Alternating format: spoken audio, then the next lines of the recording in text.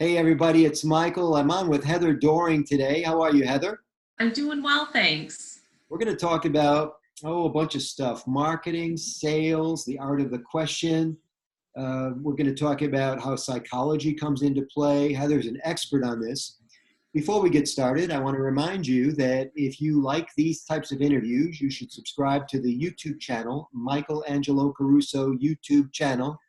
Ring that silver bell and subscribe. You'll be notified of new videos. Also, if you do presentations of any kind, you should join the Present Like a Pro Facebook group. Heather, you are with us here in Michigan, and you've been in business for 8 years. Your company's called Ace Strategies. How did you come to own a company like this? It's a long journey. If we had a glass of wine, we could go into all the details, but just a quick synopsis. I got my bachelor's degree in psychology from Michigan State, go Green, Go Green. 1992. So what we do today didn't exist back then. And like many people who are in the digital world now, it's been an evolutionary process. I went through a life change about 9 years ago and decided at that time I wanted to start a business. And I had this amazing, great idea. And after a year and a half and $20,000, I realized I had no idea how to market or monetize. I'm like, well, it's a problem. So I learned, and that learning process is what brought me to where we are today. So if people were to ask you in one sentence, what does your agency do best? It's a marketing function, but how do you say it? Yeah, we work with clients, and our goal is to be them on LinkedIn a little bit better than they could be themselves. Okay. You Nutshell. specialize in LinkedIn, but a lot of the uh, tricks work in other platforms, as we know. Absolutely. And one of the things I think we're going to dive a little bit more deeply into is the social platforms that are right for each business are really dependent upon who your target audience is. And it's essential that you can deep dive and really niche market to those audiences, because they hang out in different places and they need different messaging. Yeah. I mean, you raise an interesting point. I know a lot of people that spend a ton of time on social and they think they're banging it, but there's nothing behind the facade, you know? I've said for a long time, busy is not the same as busy is not the same as productive. You can Yes. be logging a lot of time on LinkedIn, but if you don't have a backstage crew or a backstage mechanism supporting all of these posts that you're putting out, nothing's really going to happen for you, is it? That's true. And I think with any social platform, there's, with everything in life, there's that 80/20 rule, right? 80% of whatever is whatever. So in social, one of the things that I think a lot of businesses especially don't really understand is it's important to follow that 80/20 rule, even on your Facebook business page, because if everything you're posting is all about you, I'm awesome, I'm great, my business has a sale today, it's like the Snoopy voice in the background. Nobody cares. It's the whole trick to the psychology of consumer marketing and I don't have my cell phone, but if I did, I'd be pointing to that, because of our insistence on having everything in the moment. We have short attention spans. So when we're looking at things that are out on social, we want them to be about us and relevant to us. And if they're not, we move on to the next. Yeah. I've been saying for a long time, it's better to be interested and then be interesting versus the other way around. Yes. Uh, when I first started my blog, I got some really great advice. You remind me of this just now, that you're supposed to, at the end of every blog, ask a question. How do you feel about this? Or what is the way that you cope with this problem? Because what that does is prompts the comments, right? The engagement that you're really looking for. This idea of one-way messaging, of pushing out messages and not getting anything back, is not healthy. It burns people out. You'll get sour on LinkedIn in a hurry. And I know you're big on the art of question, asking certain questions and useful questions at that. How do you think about questions? Yeah, I think questions are within a social context with social media. I think they can be really helpful. I also think sometimes people will throw a question at the end of a post with the very obvious intent of trying to drive engagement. So I think questions need to be thoughtful. And I think too, outside of social, thinking about your sales process and just approach, whether it's your marketing style or your prospecting or a sales call, whatever it is. It's really important to have a solid set of questions that are helping you better understand who's across from you, better understand their needs, their challenges, because when you can present yourself as the solution as opposed to somebody who's either throwing information or that slimy salesperson none of us want to be, I think you make a different level of connection. And my personal theory about how digital has impacted us from a psychological standpoint, I think that there's this subconscious in the back of our mind that when we're looking at somebody on social, whether it's a video or an image or something that they've posted, we start to make judgments and we start to decide if it's somebody with whom we feel connected. I told somebody the other day, I said, you could take a mass murderer and have an amazing profile and a great picture and fabulous posts, whether Facebook or LinkedIn, doesn't matter what platform it is, and people would feel like this is a really cool, great person. I know them, I like them. And then 2 weeks later, it comes out in the news that they're a serial killer, and immediately we jumped at, well, I knew something was funny about that. But it's all about the perception of how, maybe not the perception, how you're perceived by others. Yeah, and it's got to be real. It can't be like you say, this facade. Although a lot of people get away with the facade. Eventually, I think it comes back to bite them a little bit, right? Because if you're presented in one way, but when you start to have a conversation with somebody and you're like, oh, this is not the same person, there's that inauthenticity that I think. Yeah.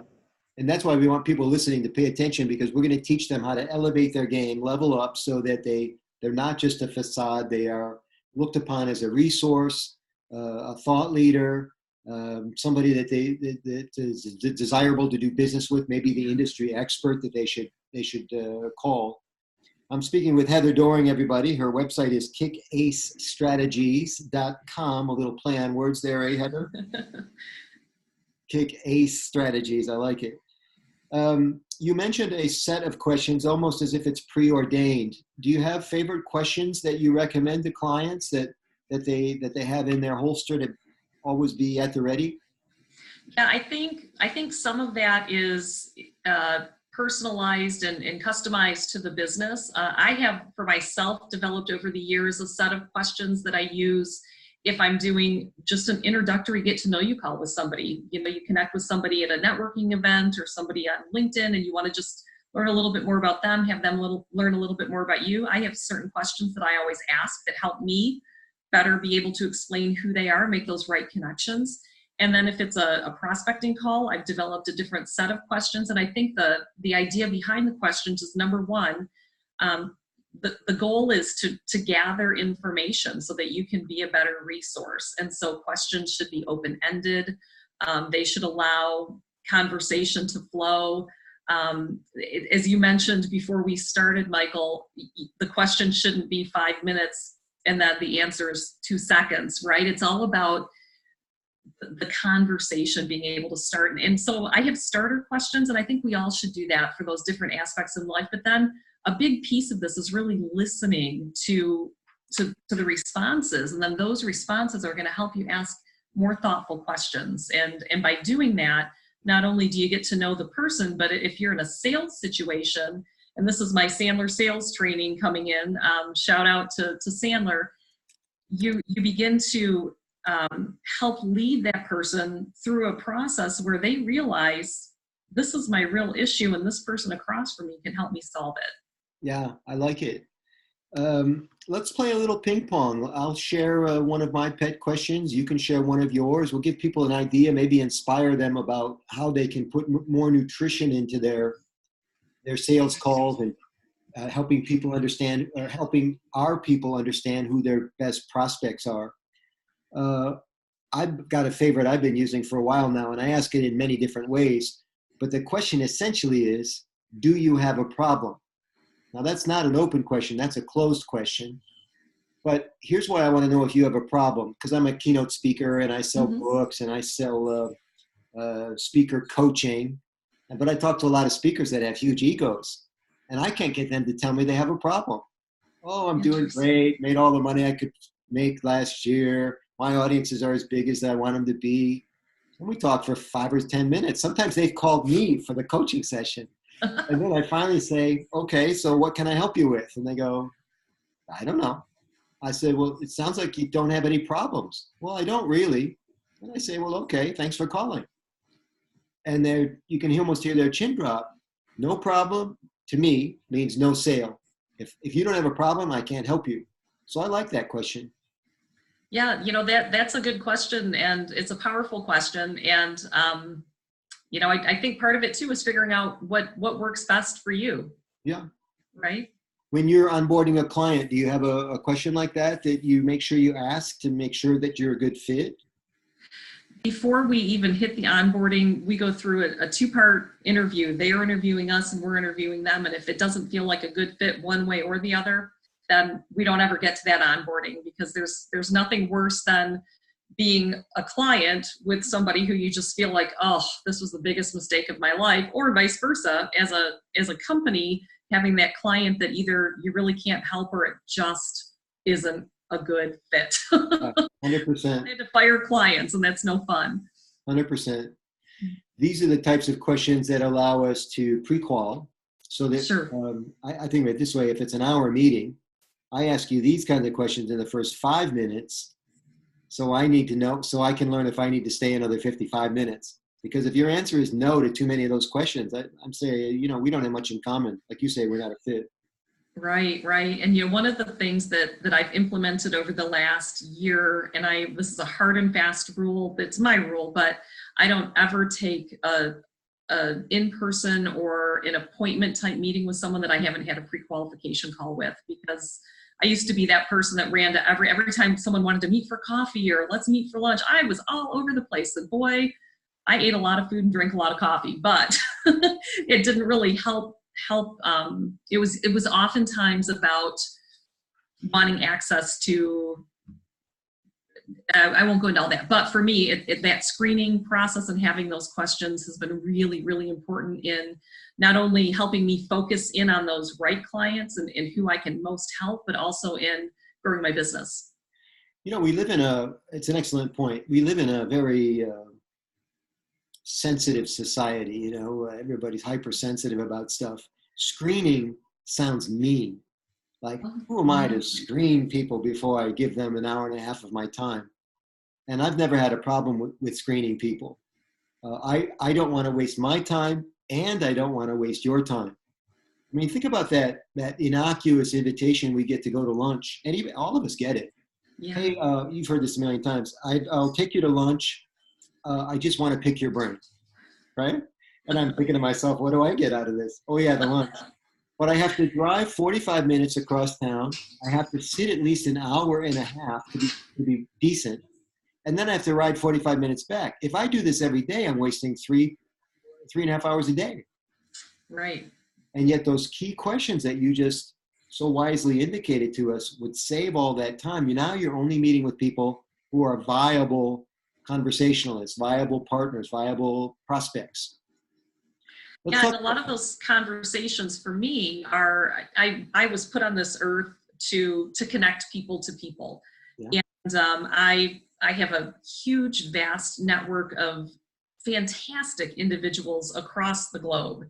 And so part of that interview process to me, even if it's not a business prospect, it's who is it that I know in my world that might be a good connection for this individual or that individual, or you might be a really good connection for somebody I know. And it's again, those listening skills and really understanding how best I firmly believe that it's really difficult to be in business by yourself anymore. It takes that whole community of interconnectedness to grow and excel. Yeah. Let's talk about open questions. You had referred to those a bit ago. Open questions are the ones that allow the conversation to flow, I think was the language that you used. So if you're listening, everybody, 2 types of questions, binary and non-binary. And Heather's going to talk now about non-binary, the ones that allow the other person to talk and pontificate and explain their situation so that you can understand exactly what's happening with your target market. Heather, how do you do this? Yeah, so we learned all those question words when we were in first grade. So a who question, who does blah, blah, blah. That's a question that someone can respond to. But a what question, or I'm sorry, um, a yes and no question. So do you want to continue the conversation? Somebody can say yes or they can say no. Yeah. If they say yes, then you've got to come up with whatever you're going to say next. If they say no, it's over. But if you ask a question, how would continuing the conversation benefit you? Yeah. They're going to be talking, they're going to be giving a response and an answer. And one of the things that I know I'm guilty of, and I would guess I'm not the only one, is I love to talk. I love to explain things. And so I can find myself when I'm talking with somebody else, talking 80% of the time, when in reality, I should be the questioner talking about 20% of the time. Yeah. By the way, the 80-20 rule was named after an Italian. Really? Alfredo Pareto. Or is that serious? Vilfredo Pareto. The point is, he was a paisan. So, what a great name, too. I know. So this open question thing is cool. And sometimes for me, and I've been a commissioned salesperson my whole life, so I just love this conversation. It's sometimes not a question. So I know a lot of people are watching and they're going, geez, I got to get my questions all sorted out. Sometimes it's not a question. 3 words, everybody. Tell me more. Yes. That's not a question at all. It's an ellipses. Tell me more, ... You zip it, like Heather's saying, stop talking, and let the other person talk about their problem. The more vivid their problem is to them, the more immediate the solution, the solution becomes more important, right? Right. And it presents itself because it's everything, things aren't cookie cutter anymore. No. Every business, they all have a lot of the same issues and challenges, but the solutions need to be presented in a way that makes sense to them. Yeah. I want to tap into your psychology degree because you had mentioned something very interesting, and we don't talk about this enough, that how fewer people are working at major corporations. A lot of us are working alone now. I heard a good word for that, solopreneurs. Yes. You're just working alone, and you've got partners and friendships and Zoom calls and stuff like this. But the real question I want to know is, why do we have such a reluctance to ask questions? Why is it so hard for people to just admit they don't know something, or even pretend they don't know something? Why does everybody want to talk so much? That's a great question. I think a lot of it is we want to prove that we're that subject matter expert, that we're smart, that we know what we're talking about, that there's the fear of rejection. I mean, there are so many pieces wrapped up into that, but I think at the end of the day, it makes us feel good about ourselves when we can come out on top. I was talking with a friend of mine the other day. Her son's a freshman in college, and he's always been the smartest kid in the room, and he's not this year. And that's been a really big struggle for him. Yeah. And I think it's hard for us to admit that maybe we do need some help, or we may not know everything because we like to know it all, right? Yeah. This is especially true for people that have been around for a while. They just stop asking questions because they've heard it all.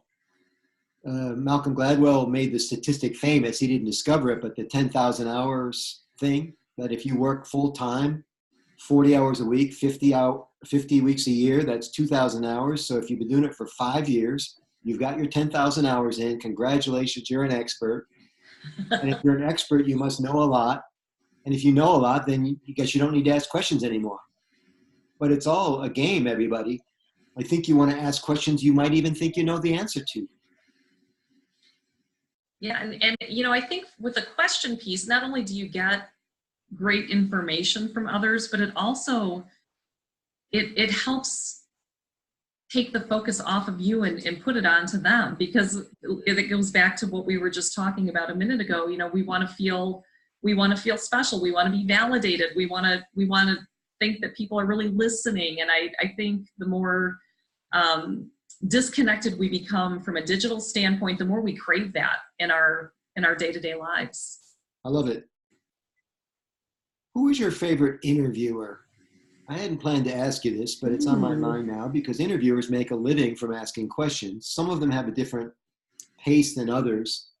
I used to laugh about Jay Leno because he was the interviewer on the Tonight Show, right? He interviewed thousands of guests through the years. Terrible interviewer. If you ever listened to him talk, he would interrupt himself. He would stumble over the words. You know, the actual the audible track of him interviewing was so sloppy. I hope he wasn't your favorite interviewer. No, I love Jay Leno. Who in Detroit wouldn't love Jay Leno because he's got such a passion for our city? But I'm gonna have to go. I'm gonna have to go Oprah because she really just set the stage for that personal dialogue Yeah, and relationship building that I think is so essential for every aspect of our lives. yeah. Great interviewer and asks great questions, thoughtful. And of course, now she's got a big production crew to kind of sort it all out for her, but and good for her. But I think it's important. Sorry. It's important that we model people who know what they're doing. And there's a lot of people that don't know what they're doing. And unfortunately, we tend to model them because there are so many of them. So I wanted to get a couple names in front of people that they could model. You were going to say something? Yeah, I think one of the things about her and what I like in a good interviewer, I love Ellen DeGeneres as well because she really they're genuine and authentic with people and they bring that out in others. Yes. Because it's easy to ask a list of questions, right? So that kind of goes back to what we were talking about earlier. It's not reading your list of questions. It's conversing. It's connecting. It's building that bonding and the rapport with the person across the table. Yeah. And don't you just hate it when this set list of questions is so preordained that it feels like the interviewer just asked that question so they could get to the next one? Yeah, It doesn't matter what kind of brilliant answer you just gave. They're on to the next question. It sounds like a machine almost, like a bot is, engaging you. Not good, right? Right, and that's a really good point for having that list of questions. You don't want to shoot through them as if you're reading off that list. You want it to be a natural process, but and you may not ask every question every time, but at least you've got a comfortable place to start that conversation. So let's bring this full circle again and even talk about relationships. It doesn't have to be business. The role of questions in marketing, onboarding clients, maintaining the important relationships in your life. Nobody likes to be managed. Nobody likes to be processed. So this idea of questions allows that give and take. I'm interested in your opinion. Letting the other person have space to communicate, that silence that we talked about earlier. This even happens on the internet. It even happens on the web, right? Yeah. How do questions work in internet marketing? I think I'm going to give you a really silly example of, I think it's the questions that make people feel like they're genuinely a part of something. I did an experiment back in the spring. I had new headshots. I was featured on the cover of a magazine. So they hired a photographer. She did these amazing headshots and everybody liked the same one. 90% of people, it's the one that's on my LinkedIn profile. And on a Friday at 4:00, I did a LinkedIn experiment and that's the worst time ever to post on LinkedIn because everybody's gone for the day. I put together a little collage of 5 of the pictures. I numbered them 1 through 5 and I said, just had my new headshots come in. Which one's your favorite? That post over a 10-day period reached over 5,000 people. I had over 400 people vote on a picture and most of them don't even know me, right? That was a lesson to me, and it doesn't matter. It wasn't an amazing insight or a great thought or anything else. It was about people feeling like they were engaged and had a voice in something. Yeah. So I think those are the types of questions that start to generate some traction. And if I may, the type of question, low barrier to entry. Anybody can have an opinion about this. It wasn't like you had to have a background of information to decide which photo you liked. And who cares? I mean, it had nothing to, there was no different outcome came from people participating in that except they felt like they had a voice. Yeah, I love it. Yeah. And I think we see a lot of that on internet marketing because of the layout of pages and stuff. You know, it's all about where's the person going to go to get the click. There's even software for this, I think, where it maps the eyes and where the eyes go on the page. Wow. Yeah, it's pretty fancy. And so this idea of being inquisitive and being able to solicit questions is really, really key in all of your relationships, business and personal. Heather, you're fabulous. Thank you so much for your expertise today. I want to promote you and send people to your website again, kickacestrategies.com. You do a fabulous LinkedIn profile valued at $200 for anybody that wants to talk to you. Is that how it works? A profile review. So we do an audit and then just help talk them through the changes that they can make to tweak and just improve the look and feel a little bit. I love it. And if they don't want to do that, you'll sub out a strategy call of some sort? Absolutely. Yeah. And a lot of times too, it's just understanding how do you find that ideal audience? Who are they? And what does that strategy look like? Excellent. Yeah. You're also involved with a local group here in town. And when I say in town, we're talking about Southeastern Michigan, everybody. Tell everybody about this event that you have every April. Yeah. So in my not regular business, I have a women's entrepreneurs group that I run here locally in the Metro Detroit area. But part of that is every April, the Federal Reserve Bank puts on an initiative nationwide called Money Smart Week. And in Michigan, we have usually between 500, 600 events throughout the state. And one of our headliner events is the Fempreneur Summit. And that happens every April. And it's an opportunity for women entrepreneurs to come together to learn, to educate, and to impact their businesses. I love it. I'm sure you do a great turn for them, and you have so much to offer. So it's kickacestrategies.com, everybody. Heather Doering, thanks for being with me today. Thank you. And don't forget, everybody, if you like these kinds of interviews, subscribe to this channel now so that you're notified of all the new ones coming up. You're welcome to look back through the playlist and check out the older interviews. And if you do speaking of any kind, I'll see you on the Present Like a Pro Facebook group. See you, Heather. Thanks, Michael. Bye-bye.